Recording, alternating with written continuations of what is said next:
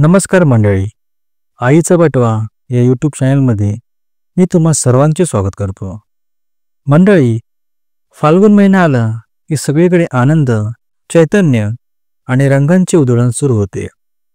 शिशिर ऋतू संपून वसंत ऋतूच्या आगमनाची चाहूल लागताच निसर्ग आपले रूपडे बदलतो आणि त्याचबरोबर आपल्या शरीरावरही काही महत्त्वाचे परिणाम होत असतात। आज आपण या बदलाचा वैज्ञानिक आणि आयुर्वेदिक दृष्टिकोन जाणून घेणार आहोत। त्याचबरोबर होळी आणि रंगपंचमी यामागचा खरा अर्थही उलगडून पाहणार आहोत। तर चला व्हिडिओला सुरुवात करूया। फाल्गुन महिना म्हणजेच ऋतूंचा एक टप्पा, जिथे थंडी हळूहळू कमी होत लागते आणि उन्हाची चाहूल लागते। याच वेळी निसर्ग नव्या रंगात न्हाऊन निघतो। झाडांना नवीन पालवी फुटते, फुले उमलतात आणि सृष्टीचे एक अद्भुत परिवर्तन सुरू होते।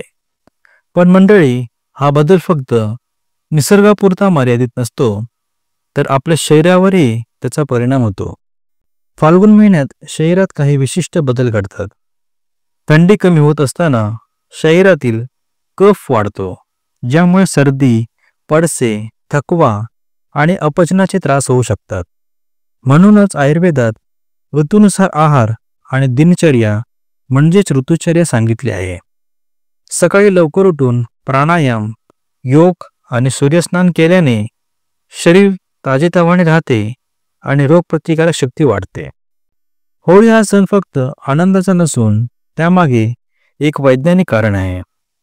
मार्चच्या सुरुवातीला सकाळी थोडी थंडी असते, पण दुपारनंतर उष्णता वाढते।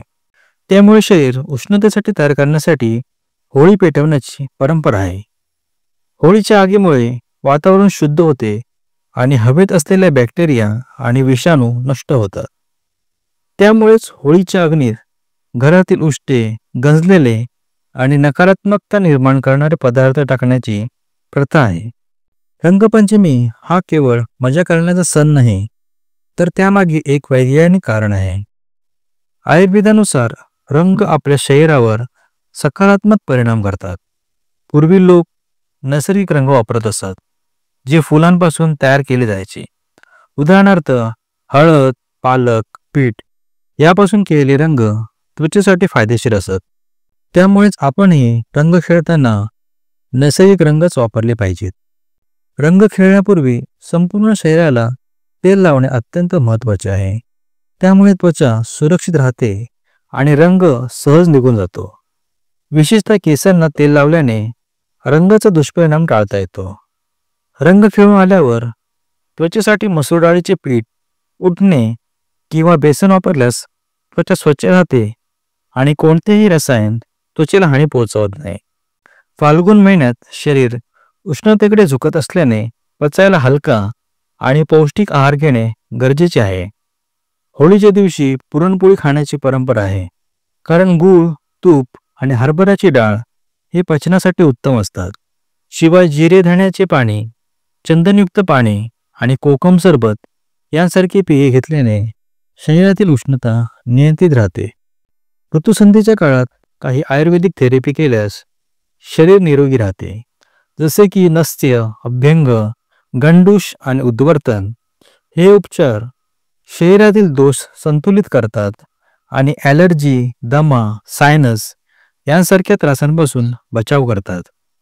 विशेषतः पंचकर्म केल्यास श्वासाची तक्रार असणाऱ्या लोकांना खूप फायदा होतो। मंडळी, फाल्गुन महिना हा आनंद, आरोग्य आणि उत्साहाचा महिना आहे। पण हा आनंद निरोगी ठेवायचा असेल तर ऋतुचर्येचे पालन करणे गरजेचे आहे। योग्य आहार, दिनचर्या आणि आयुर्वेदिक सल्ल्याने आपण ही होळी आणि रंगपंचमी निरोगी आणि आनंदाने साजरी करू शकतो। त्यामुळे यंदाच्या होळीत नैसर्गिक रंग वापरूया, आपली आणि आपल्या प्रियजनांची काळजी घेऊया आणि हा सण सच्च्या आनंदाने साजरा करूया। तुम्हाला हा व्हिडिओ कसा वाटला ते कमेंट करून नक्की सांगा। आणि हो, आमच्या चॅनलला सबस्क्राईब करा आणि हा व्हिडिओ लाईक व शेअर करायला विसरू नका। धन्यवाद।